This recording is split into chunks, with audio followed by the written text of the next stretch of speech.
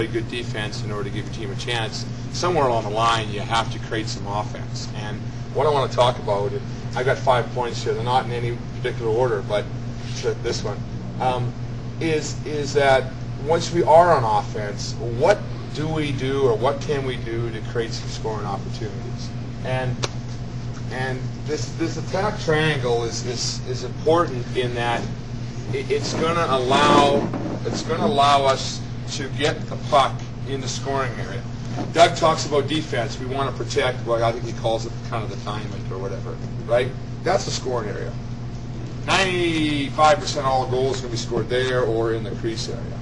So defensively, everybody's trying to protect that area.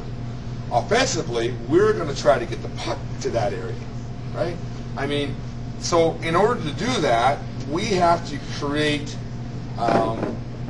not so much a diversion, but we have to attack that area, and we call it attack triangle.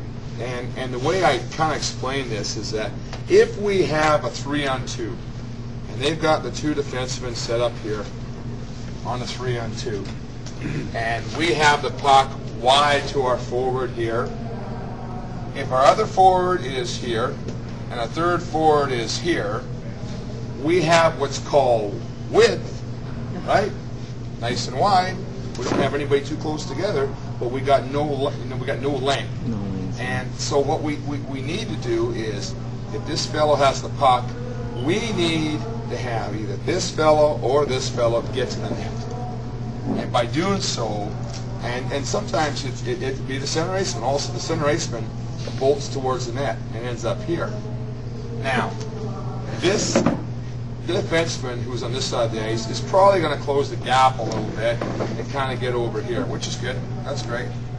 This defenseman has to make a decision. Do I stay to block that pass here? If I do, and they ever get that puck through here, now it's 1-0 and it's scoring area. So most of the time, this defenseman, what's he going to do? He's going to back up. He's going to come back and he's going to get in here. Now this forward just slides into here, and we have what's called the attack triangle, where we've created some width, but now we got some length and the width, and now we can pass the puck out to the person in here and go in. Now obviously that's outnumber the opponent. I mean, it's important that we outnumber the opponent. That's hockey 1, 2, 3. I mean, there's no secret in what you're trying to do there. The tough part is, and I'll give you a little bit of history here. Back when I played in the mid-'80s, probably the early '90s, high scoring, lots of goals. Edmonton scoring goals, the Islanders, the Bossy and Trottier, and Montreal, and Lafleur, and lots of goals being scored. And there was kind of what we call the have and the have-nots. And the haves, you know, if you had a good offensive team, you averaged 6, 7, 8 goals a game. And the nots, you weren't as skilled a team, you averaged 2, 3, or 4 goals a game. Well, eventually, the nots kind of figured out, okay, what can we do to get more competitive? We don't have as skilled players, so we're going to play better defense. And Scotty Bowman, who I played for in Buffalo, developed this kind of in about the early 80s, but it wasn't until about the early 90s that really came in. And there's a team in New Jersey Devils. They won 3 Stanley Cups in about 10 years, and they designed a defensive system called the neutral zone trap, right? Where instead of on the forecheck sending one forward in to get the puck and a second forward in to support and a third forward in case we get it, when the defensive team beat that, it was now a 3-on-2, right?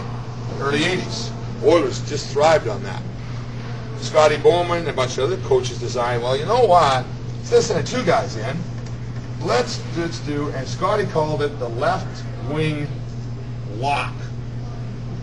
And what was he do? He'd take the left winger, he'd send 2 guys in, and he'd bring the left winger out here.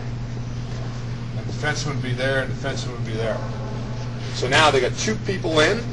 If they ever get the puck, the left winger would jump in the hole. But if they didn't, they had 3 people all the way through the neutral zone, and you never ever get an outnumber. And so all of a sudden the neutral zone trap became the fact that it was hard to create any offense. If you can't create speed through the neutral zone, you can't create the triangle down here. And teams would just ball them up. The second thing happened with designing that system was the referees decided that, we're going to let them hook and hold a little bit more and clutch and grab. And before you know it, teams who used to get 6, 7, 8 goals a game were getting 2, 3, and 4. And these guys are getting 1, 2, and 3. So now all of a sudden everything comes down to a screeching halt. And even the real good teams can get beat on any given night with some good goaltending, some maybe power play goals, maybe some bad goaltending, and next thing you know, all of a sudden, they close the gap. Probably about 10 years this went on. And some good hockey players left the game at that time because they were sick and tired of it. One guy played in the Island by the name of Mike Moller, one of the best goal scorers I ever saw in my life. He took such a pounding in around the net and in through the neutral zone, he just up and quit. He said, I'm tired. I'm tired. Because he had a bad back. He said, I'm just tired of getting every time. And not even when I had the puck. It doesn't matter. I didn't have the puck. The left winger would pick up Bossy coming to the neutral zone and just stay with him. He went to the bathroom, he went with him. Just toilet paper, here you go, right? I mean, the game just came to a sliding halt.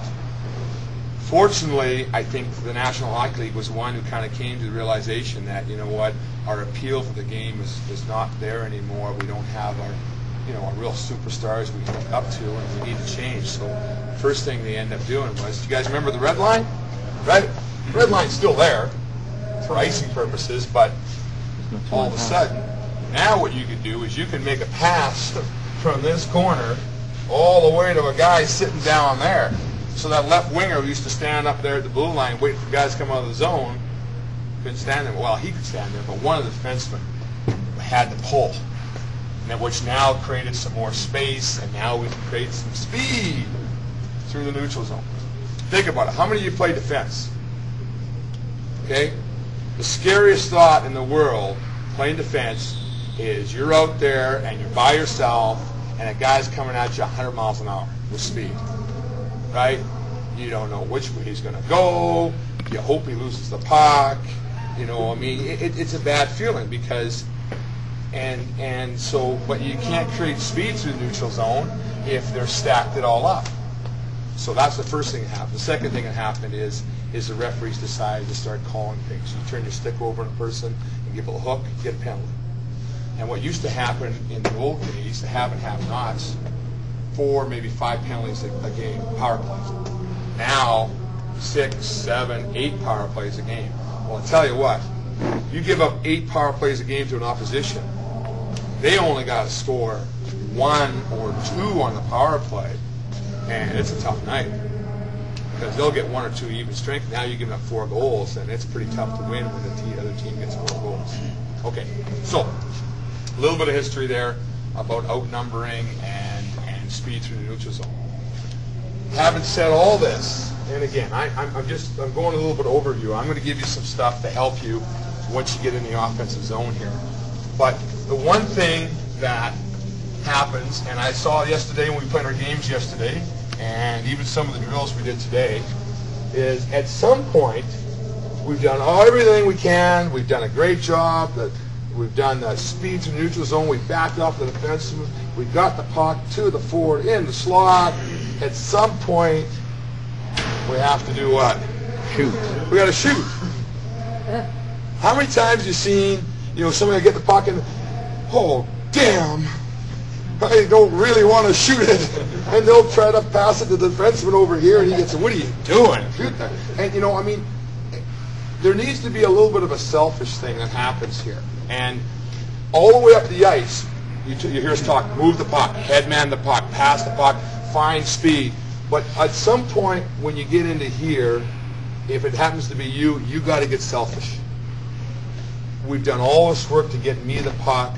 I need to give us a chance to score, which is get the shot on net, or try to create the shot on net. In basketball, I like basketball. I'm not a very good player, but I like watching it.